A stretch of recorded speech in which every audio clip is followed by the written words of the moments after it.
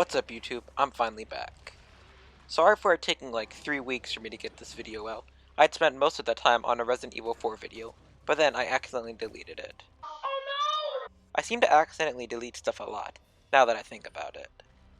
Anyways, I just wanted to give you guys an update on why I didn't upload for so long. With that out of the way, I hope you enjoy the video.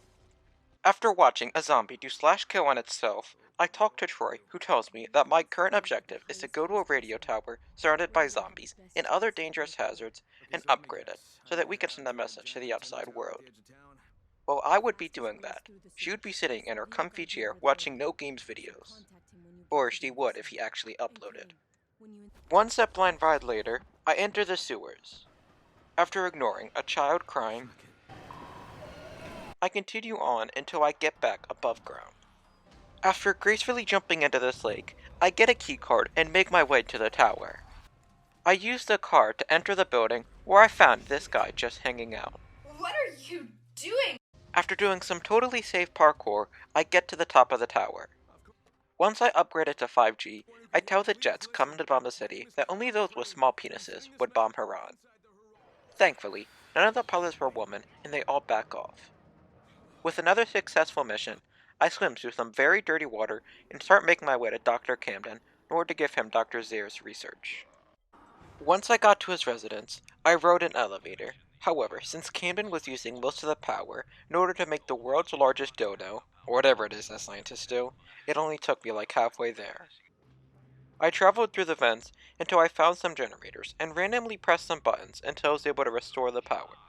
I gave the doctor the research and then climbed a really tall building so that I could call the GRE.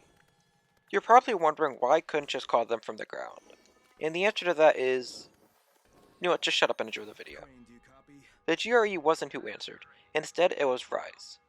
He told me that the GRE would be sending a helicopter to pick him up since he had the rest of Dr. Zare's research. I'm not gonna lie, this made me kind of jealous. So jealous, in fact, that I started making my way to Rice's tower. I traveled there in the coolest way that I could think of, and once I did finally get to Rice's headquarters, I started making my way to him. This was probably a very intense part of the game. I couldn't tell, since it looked like that time that I snorted 12 grams of Fun Dip back in middle school. I went into the sewers, where Anakin Skywalkered this kid. However, this really upset some volatiles who started chasing me. After running, like that one annoying kid in gym class who treats the slow jog like the 100-meter dash in the Olympics, I rode a really slow elevator and found Kareem.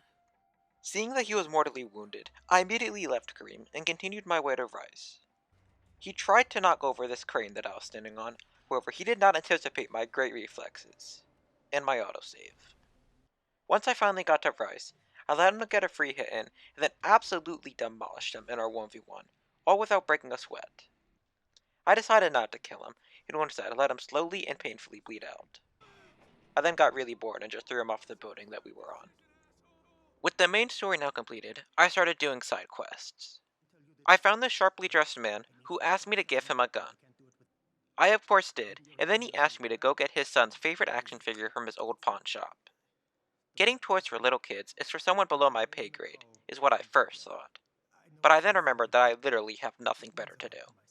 Once I got the figure, I went back to the tower only to discover that the man in the suit had used a gun to kidnap his son from his wife and left the tower, hoping to try to escape Harran.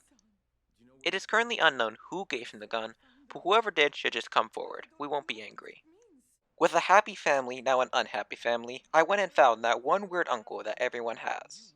The fuck you say to me, you little shit? He told me that he had shut down the gas to the city. He couldn't turn it back on since he was too busy moderating the No Game subreddit, a very important job, might I add. So it fell to me to turn it back on. I turned some valves, and after a tad bit of zombie killing, I turned the gas back on, which caused the weird uncle's house to explode. Once again, it's unknown who was to blame. With the gas supply restored, I talked to Santa's skinnier cousin and found this guy. He told me about how he's a movie director who makes movies that millions of people watch. That's super relatable, but instead of that, I make YouTube videos for like 15 people, who I love unconditionally. After I found Mr. Clean, I talked to this dude, who some of you might recognize as one of the people that I harassed money out of in my first Dying Light video. Good times. I sadly won't be doing that today. I instead will be inspecting a construction site since Rice's men found something that excited them. Probably Among Us too, the only thing worth getting excited for. I went to the construction site and politely asked Rice's goons to leave. Once I did, I searched the chest and found what was so exciting. I want you all to take your guesses of what it is. Is it Among Us 2, a non-buggy Battlefield 2042, or my dad with the milk? It was none of those things, just some dynamite. That's going to conclude this video. I really wanted to make this video longer, but I was running out of interesting side quests to do. Plus, it was getting boring, and if it was boring for me to play, I imagine it would be boring to watch. If you did like the video, leave a like to show your support. If you like my content, then subscribe, so you always see when I upload. God bless, and thank you for watching.